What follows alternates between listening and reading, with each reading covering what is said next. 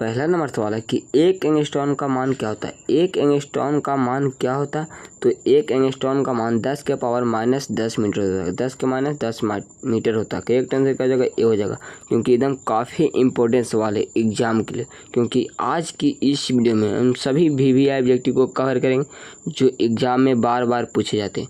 तो इस वीडियो को पूरा ज़रूर देखिएगा और दोस्तों के पास ज़्यादा से ज़्यादा शेयर कीजिएगा। तो चलते हैं अगले नंबर सवाल की।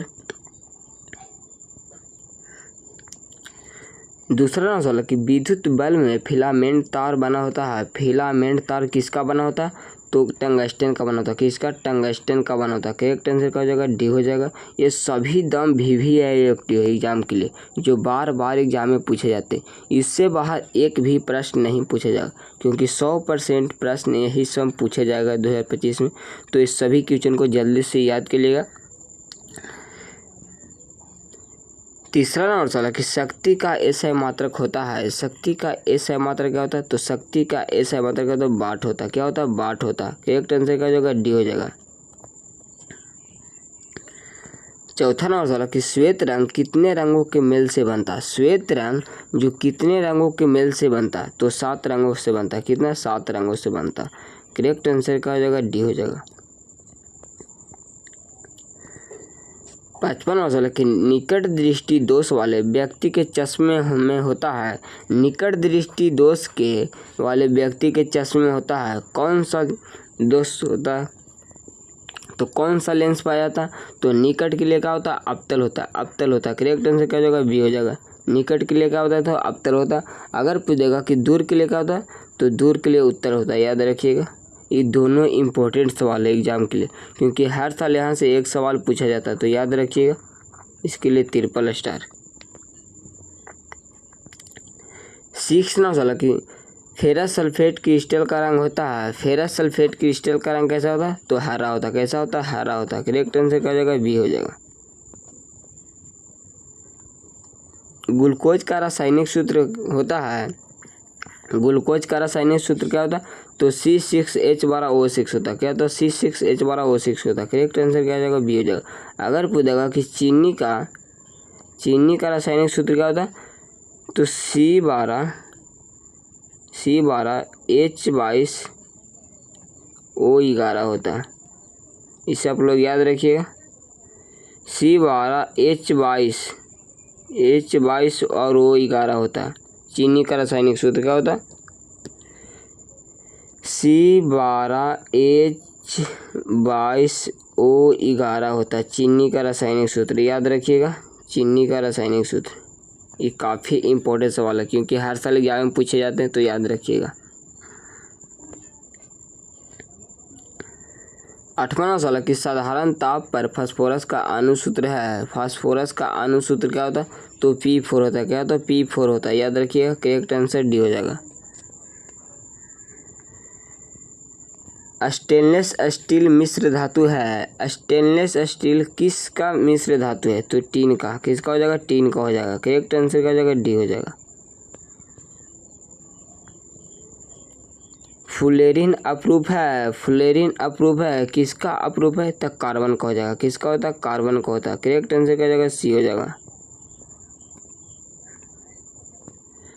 11वां सवाल कि मेंडलीफ ने अपने वर्ष सारणी के तत्वों को सजाया था। किसके आधार पर सजाया था, तो परमाणु द्रव्यमान के बढ़ते क्रम। परमाणु द्रव्यमान के बढ़ते क्रम है। करेक्ट आंसर क्या हो जाएगा, बी हो जाएगा।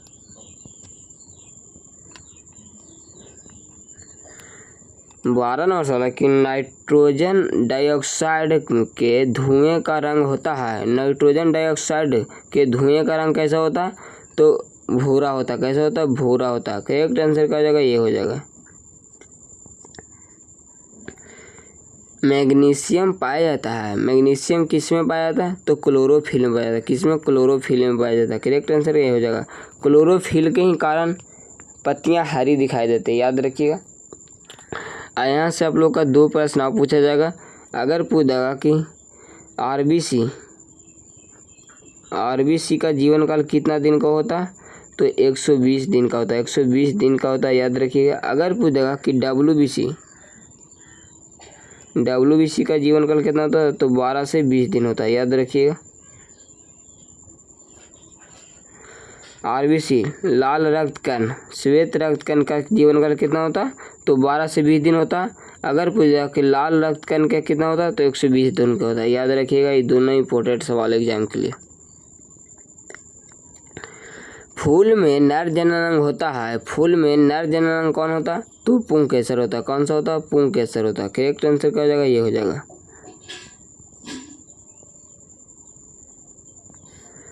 15 साल की अंडाणु निषेचित होता है, अंडाणु निषेचित कहाँ होता है? तो फ्लोपियन नलका में होता है। कहाँ होता है? फ्लोपियन नलका में होता है। करेक्ट आंसर क्या हो जाएगा? सी हो जाएगा। 16 नंबर सवाल कि भोजन का पचना किस प्रकार की विक्रिया? भोजन का पचना किस प्रकार की विक्रिया? तो उपचयन हो जाएगा। क्या जो? उपचयन। करेक्ट आंसर ये हो जाएगा, याद रखिएगा। 17 नंबर सवाल कि उभयलिंगी जीव है, उभयलिंगी जीव कौन होता है? तो केचुआ होता है। क्या होता है? केचुआ होता है। करेक्ट आंसर क्या हो जाएगा? ये हो जाएगा। 18 नंबर सवाल कि पृथ्वी पर ऊर्जा का मुख्य स्रोत है, पृथ्वी पर ऊर्जा का मुख्य स्रोत क्या होता है? तो सूर्य होता है। क्या होता है? सूर्य होता है। करेक्ट आंसर क्या हो जाएगा? बी हो जाएगा। 19वां नंबर सवाल कि वृक्क के संरचनात्मक और क्रियात्मक इकाई को कहते हैं, क्रियात्मक इकाई को क्या कहते हैं? तो नेफ्रॉन कहते हैं। क्या कहते हैं? नेफ्रॉन कहते हैं। करेक्ट आंसर क्या हो जाएगा? डी हो जाएगा। 20वां नंबर सवाल कि एक कोश के शैवाल में जल का परिवहन डैश डैश किसके द्वारा होता है? किसके द्वारा होता है? तो विसरण के द्वारा होता है। किसके द्वारा होता है? विसरण के द्वारा होता है। करेक्ट आंसर क्या हो जाएगा? बी हो जाएगा। मस्तिष्क उत्तरदायी है, मस्तिष्क किसके लिए उत्तरदायी होता है? तो सोचने के लिए होता है, हृदय स्पंदन के लिए होता है, या शारीरिक संतुलन के लिए? उपयुक्त सभी हो जाएगा। करेक्ट आंसर डी हो जाएगा। याद रखिएगा, ये सभी के लिए उत्तरदायी होता है। याद रखिएगा। परागकोश में होता है, परागकोश में क्या पाया था? तो परागकण। क्या पाया था? परागकण। करेक्ट आंसर क्या हो जाएगा? डी हो जाएगा। तो आज के लिए इतने ही। जय हिंद, वंदे